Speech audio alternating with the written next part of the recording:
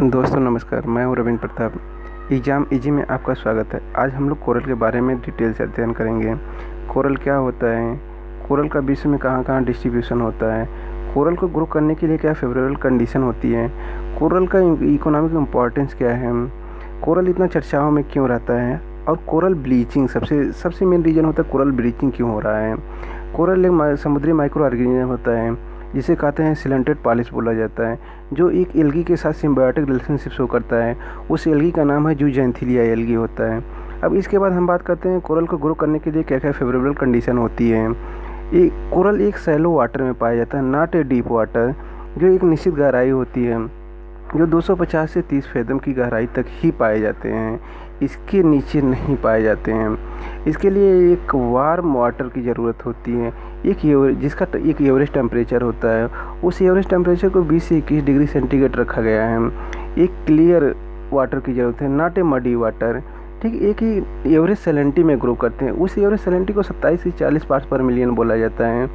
और इसके बाद हम देखते हैं एक रिच इकोसिस्टम शो करते हैं। ठीक, और जिसे कहा जाता है रेन फॉरेस्ट ऑफ द सी बोला जाता है। यहाँ पे स्पीसीज़ की बहुत ज़्यादा विविधता होती है, जिसे रिच बायोडाइवर्सिटी कहते हैं। ये मछलियों के लिए भी इम्पॉर्टेंट होता है। मछलियों को इंटरब्रीड करने के लिए यहाँ पे एक फेवरेबल कंडीशन पाई जाती है। ये एक शोरलाइन प्रोटेक्शन भी बोला जाता है। ये तट के किनारे पाए जाते हैं तथा तट को प्रोटेक्ट भी करते हैं। और उसके बाद ये raw material for the cement industry के लिए यूज किया जाता है, जो कि ये कैल्शियम और मैग्नीशियम रिच होते हैं। इसमें कैल्शियम की मात्रा बहुत ज़्यादा होती है, जो कैल्शियम कार्बोनेट का फॉर्मेशन कर लेते हैं। उसके बाद अगर देखा जाए तो ये रंग बिरंगे होते हैं, जो टूरिज्म इंडस्ट्री के लिए भी बहुत ज़्यादा आकर्षक होते हैं। इसके बाद आप यहाँ पे देख ही रहे हैं फिगर को, ये आपका रहा है एल्गी, जो कहते हैं ज़ूज़ैंथिलिया एल्गी। ज़ूज़ैंथिलिया एल्गी क्या काम होता है? ज़ूज़ैंथिलिया एल्गी फोटोसिंथेसिस होता है, जो फोटोसिंथेसिस के द्वारा क्या बनाता है, भोजन को बनाता है। जो भोजन किसके लिए यूज होता है? पॉलिप के लिए। पॉलिप से एल्गी को क्या मिलता है? कार्बन डाइऑक्साइड मिलता है, जो C6CO2 6H2O। तो चूँकि क्लोरोप्लास्ट एल्गी में पाया जाता है, और यही जाके फूड बनाते हैं और ऑक्सीजन को रिलीज करते हैं, जो ऑक्सीजन समुद्र में घुल मिल जाता है और वो इन्वायरमेंट के लिए उपयोगी होता है। इसके बाद हम बात कर लेते हैं कितने टाइप के होते हैं। ये कोरल 3 टाइप के होते हैं। फर्स्ट होता है फ्रिंजिंग टाइप का होता है, दूसरा होता है बैरियर टाइप का, और तीसरा होता है एटॉल टाइप का। अब हम पहले फ्रिंजिंग टाइप का कोरल। फ्रिंजिंग टाइप का कोरल जो होता है, ये जस्ट तीव्र ढाल होता है समुद्र के साथ, लेकिन लैंड के साथ इसका मंद ढाल होता है। अब उसके बाद हम बात कर लेते हैं बैरियर टाइप का। अगर बैरियर टाइप की हम बात करते हैं तो ये मंद ढाल होता है, इनका मंद ढाल होता है। और इसके बाद ये इनके अंदर यहाँ पे वाटर एंटर कर जाता है, समुद्र का वाटर, जिसे कहते हैं लैगून। जिसे क्या बोला जाता है? लैगून बोला जाता है। और ये कहाँ कहाँ पाए जाते हैं? इसका सबसे बेस्ट एग्जांपल आपको मिल जाएगा ऑस्ट्रेलिया के तट पे होता है, जो 9 डिग्री साउथ से 20 डिग्री साउथ के मध्य पाया जाता है, जिसकी लंबाई लगभग 1920 किलोमीटर है। ऑस्ट्रेलिया के पूर्वी किनारे पे यह देखा गया है। उसके बाद आप एटॉल टाइप का है। एटॉल टाइप का सबसे ज़्यादा अगर पाया जाता है तो पैसिफिक ओशियन में पाया जाता है।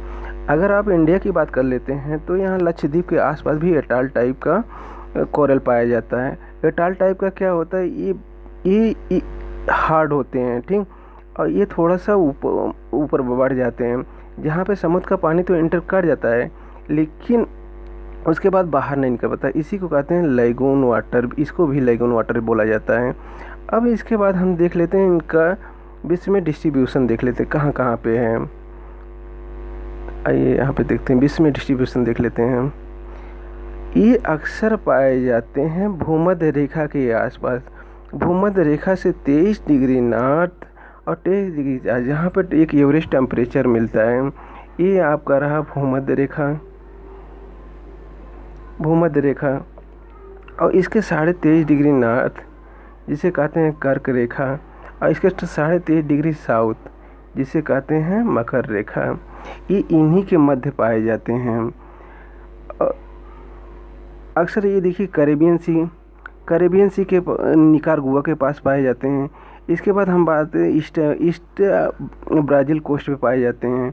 उसके बाद अफ्रीका के पूर्वी किनारे पर रेड सी के पास पाए जाते हैं और सऊदी अरेबिया के पूर्वी किनारे पर पैसिफिक ओशियन में पर्शियन गल्फ में पाया जाता है। उसके बाद इंडियन सब कॉन्टिनेंट की बात कर लेते हैं। इंडियन सब कॉन्टिनेंट के पूर्वी किनारे पे पाए जाते हैं और उसके बाद साउथ चाइना सी देख रहे हैं, यहाँ पे पाए जाते हैं। इसके बाद फिजी में पाए जाते हैं। इसके बाद एक ग्रेट बैरियर रीफ जो ऑस्ट्रेलिया के पूर्वी किनारे पे ये फार्म करते हैं। अब इसके बाद हम अगर लक्षद्वीप की बात करते हैं, चूँकि यहाँ लक्षद्वीप में कोई मतलब इस इंडियन सब कॉन्टिनेंट के पश्चिमी किनारे पे कोई भी ठंडी धारा नहीं बहती है, इसीलिए ये लक्षद्वीप में भी पाए जाते हैं। यहाँ पे किस टाइप के पाए जाते हैं? अटॉल टाइप के पाए जाते हैं कोरल। अब इसके बाद हम बात कर लेते हैं, जैसा कि यहाँ हम बता चुके हैं ये पश्चिमी किनारे पे क्यों नहीं पाए जाते हैं, चूँकि वहाँ ठंडी धारा बहती है। ये टोटल कितना लैंड एरिया कवर करते हैं? विश्व के मतलब ओशियन रीजन के टोटल ओशियन एरिया के 1% से कम क्षेत्र में पाए जाते हैं, लेकिन इनकी जो स्पीसीज विविधता होती है वो 25% है। इसके बाद हम अगर कोरल ब्लीचिंग की बात कर लेते हैं, कोरल ब्लीचिंग क्यों मतलब कोरल मरते क्यों हैं, उसके पीछे क्या क्या रीज़न है? उसके पीछे एक नेचुरल कारण है, एक मैन मेड कारण है। जिसे अगर नेचुरल कारण की बात कर लेते हैं तो सेडिमेंटेशन, क्योंकि वोल्केनिज्म के कारण विभिन्न प्रकार के मैग्मा का निकलना होता है जो जाके जमा हो जाते हैं, जिसके कारण कहीं न कहीं कोरल मरना शुरू कर देते हैं, जिसे कहते हैं कोरल ब्लीचिंग। सैलिनिटी के कारण तो लो टाइड। अब लो टाइड कैसे होता है? जब टाइड लो होने लगता है तो पानी का लेवल लो होने लगता है, उसके बाद कोरल क्या हो एक्सपोज हो जाते हैं, ठीक, और उनको प्रॉपर पानी भी नहीं मिल पाता है, जिससे वो मरना शुरू कर देते हैं। अब पॉल्यूशन के कारण कहीं न कहीं ऑक्सीजन की मात्रा घटने लगती है, जिसे कहते हैं BOD, बायोलॉजिकल ऑक्सीजन डिमांड। और जब ऑक्सीजन कब घटती है? जब जो प्लैंकटन बहुत ज़्यादा ग्रो करने लगते हैं। और इसके बाद हम ह्यूमन कारण देख लेते हैं। उसमें एक सबसे बड़ा कारण था ग्लोबल वार्मिंग। ग्लोबल वार्मिंग क्यों होता है? जैसे जैसे ग्रीन हाउस गैस की मात्रा बढ़ती है वैसे वैसे ग्लोबल वार्मिंग स्टार्ट हो जाता है। और उसके बाद एक पॉल्यूशन। अब इंडस्ट्री से निकलने वाले जो पॉल्यूटेंट होते हैं अक्सर वो डंप कर दिए जाते हैं महासागरों में। और उसके बाद हम बात करते हैं सेडिमेंटेशन। नदियों द्वारा विभिन्न प्रकार के गाद को ले जाके समुद्र में जमा कर दिया जाता है, जिससे कोरल ब्लीचिंग होना स्टार्ट हो जाता है। अब ओशियन एसिडिफिकेशन की बात कर लेते हैं। ओशियन एसिडिफिकेशन क्यों होता है? क्योंकि इंडस्ट्री के द्वारा CO2 का इमिशन होता है। CO2 H2O के साथ कार्बोनेट का फार्म कर लेते हैं, जो कहीं न कहीं बारिश के रूप में समुद्र में गिरते हैं, जिससे समुद्र का एसिडिफिकेशन हो जाता है। उसके बाद खेतों में यूज करने वाला हर्बिसाइड जो नदियों द्वारा बहा के समुद्र में गिरा दिया जाता है, कहीं न कहीं कोरल ब्लीचिंग का ये सब बहुत बड़ा रीज़न होते हैं। ये रहा आपका सारा कोरल के बारे में।